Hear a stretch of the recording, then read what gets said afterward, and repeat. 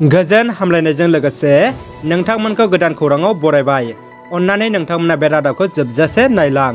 लोगोसे भिडिअखौ like, comment, share आरो चेनेलाव गोदानै फैदोंब्ला साबस्क्राइब खालामनो गुरै खावलायबाय। दानिया फैदो लोगोफोर रादाबखौ मिथिलांनि। गिबि खौराङाव दङ बर' थुनलाइ आफादनि 67थि बोसोरसालिया जथुम्माया सानथामनि मेहेरगोनां हाबाफारिजों देग्लाय 2, 3 आरो 4 मे 2022आव तामुलपुर जिल्लानि बेन्दोंआव थानाय गोजोन फोथार कुसुबारियाव मेहेरगोनां रंगिना संगिनायै खुंफुंजागासिनो दङ। बेनिनो दिनै नैथि साननि हाबाफारि बायदियै बर' थुनलाइ आफादनि गोथार फिरफिला बिरहोयो आफादगिरि थरेन बर'आ। बे हाबाफारियाव गोबां गेदेमा बर' दैदेनगिरि बिथांमोना बाहागो लायो। चिरां जिल्ला खुंथाया जिल्लानि सिङाव थानाय दोहोनि नखर जायफोर साख्रियाल, पेन्सन मोनो, हा-हु गोनां, साखा खबब्रै गोनां, रांखान्थियारि बिथिङै आंखाल गैयै नखरफ्रा जुदिअ BPL गोरिब थाखोनि सरकारि माइरं जागासिनो दङब्ला रेशन कार्डखौ गथायैनो फोसाव बिलाइ होदों, जायखौ नोंथांमोना सावगारियाव नुदों।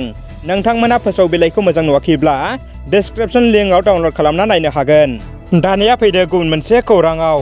देग्लाय बोसोरनि बर' थुनलाइ आफादनि थुनलाइयारि बान्था मोनगिरिफोरनि फारिलाइ। रांसार थुनलाइयारि बान्था 2021 मोनगिरि मुर्सि बिभुति प्रसाद नार्जारि क'क्राझार।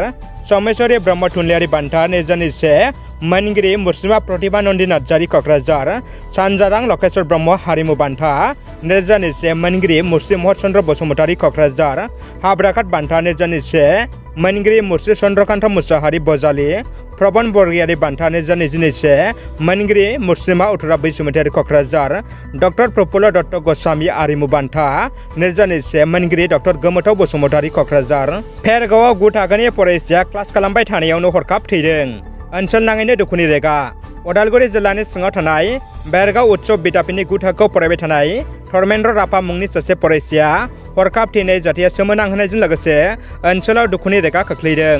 दिनै 9 थाखोआव गिबि क्लास इंराजि आयदाखौ फोरोंबाय थानाय समावनो हरखाब लोमजाना बेन्चनिफ्राय गोग्लैयो आरो बेखौ नुनानै फोरोंगिरि सुरपि रापाया लोगो लोगो गाहाय फोरोंगिरिखौ लेंहरनो सासे फरायसाखौ थिनहरना गाव फरायसानि आखाइ आथिं बोख्रबनायखौ मालिस खालामना होयो आरो गाहाय फोरोंगिरिया फैनानै लोगो लोगोनो फोरोंगिरिनि गारियाव बेरगाव मडेल हस्पिटालसिम लांनायाव डाक्टरा फरायसाखौ थैबाय होनना फोसावो। जाथायाव बिगोमा, फोरोंगुरु लोगोसे फरायसाफोरनि गोसोआव सोमोनांहोयो आरो बेबायदि हरखाब थैनाय जाथायखौ नुनानै बयनिबो गोसोआव गिहाबनाय आरो दुखुनि देंखो लाबोयो।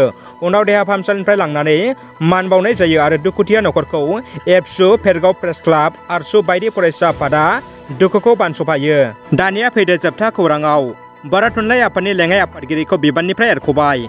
मैया 2 मे 2022 खालारखालि 67थि बर' थुनलाइ आफादनि बोसोरारि जथुम्मायाव हरनि गिबि थान्दै जथुमाव गासै थान्दैफोरनि मदद आरो हेफाजाबजों थांखि आजावनायनि गेजेरजों बर' थुनलाइ आफादनि लेङाइ आफादगिरि मानगोनां डक्टर दिनाराय बसुमतारी बिथांखौ बिबाननिफ्राय एरख'नाय जायो होनना मिथिनो मोन्दों। मख'नो गोनांदि बिथाङा बिटिआर एकर्डनि बेरेखायै बर' थुनलाइ आफादनि बिबानाव थानानै आफादजों जेबो लोब्बा गैयालासिनो गाव गोसो खुसियै गोजौ बिजिरसालियाव PIL केस होनायाव सागान होदोंमोन। रादाबा एसेनोसै लोगोफोर। रादाबखौ जोबजासे नायनायनि थाखाय गासिनिसिमबो साबायखर आरो गोजोन हामलायनाय थाबाय। जै बर' हारिनि गोजोन्थों।